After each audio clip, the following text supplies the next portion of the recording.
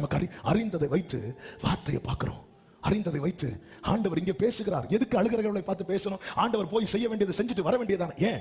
நம்புவதற்காய் பேசினால் இவர்கள் நக்கல் அடிக்கிறார்கள். நகைத்தார்கள் அர்த்தம் என்ன? நக்கல் அடிக்கிறாங்க. ஆபிரகாம் நகைத்ததும் சாராள் நகைத்ததும் வேற. ஆபிரகாமும் சாராளும் நகைத்தது கர்த்தருடைய வார்த்தையை வைத்தல்ல, தங்களை பார்த்து. ஆனா இவங்க வந்து இவருக்கு என்ன? ஏன்னா அவர்கள் அறிந்திருக்கிறாங்க. அவங்க அறிவு அவரை பார்த்து நக்கல் அடிக்க வைக்கிறது. வேதம் தெளிவாய் சொல்லுகிறது.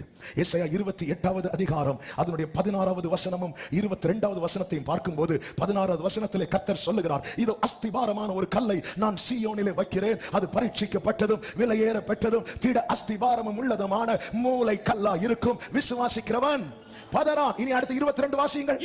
இப்பொழுதும் உங்கள் கட்டுகள் பலத்து போகாதபடிக்கு பரியாசம் பண்ணாதிருங்கள். உங்கள் கட்டுகள் பலத்து போகாதபடிக்கு. இன்னைக்கு அநேகருடைய கட்டுகள் பலத்து போக காரணம் என்ன? பரியாசம் பண்றாங்க. எதை? கர்த்தருடைய வார்த்தையை. நம்ம கர்த்தருடைய வார்த்தை வரும்போது நகைக்க மாட்டோம், ஆனா கனவீனப்படுத்துவோம். நம்மளால ஏற்றுக்கொள்ள முடியாத நிலையில் ஒருத்தங்க நம்மை பார்த்து பேசும்போது நம்மால் ஏற்றுக்கொள்ள முடியாத நிலையில் நம்முடைய எக்ஸ்பிரஷன், நம்முடைய காரியங்கள் இருக்குமானால் அதுதான் பரியாசம் பண்ணுகிறது.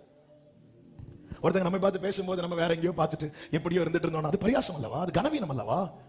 என்னுடைய வசனத்துக்கு நடுங்குகிறவனையே நான் நோக்கி பார்ப்பேன் என்று கர்த்தர் சொல்லுகிறார். அறிவு 1000 சொல்லும், ஆனால் ஆண்டவர் சொல்லுகிறார், இதை உருவேற்படுத்துகிறவரும் இதை செய்கிறவருமாகிய யெகோவா என்னும் நாமமுடையவர் சொல்லுகிறதாவது, என்னை நோக்கி கூப்பிடு, நான் உனக்கு உத்தரவு கொடுத்து நீ அறியாதது உனக்கு அறியாதது உனக்கு எட்டாததுமான பெரிய காரியம். நாம் அறிந்தது எவ்வளவு? நம்முடைய அறிவை வைத்து வேதத்தை பார்த்தால் ஒருபோதும் விசுவாசிக்க முடியாது.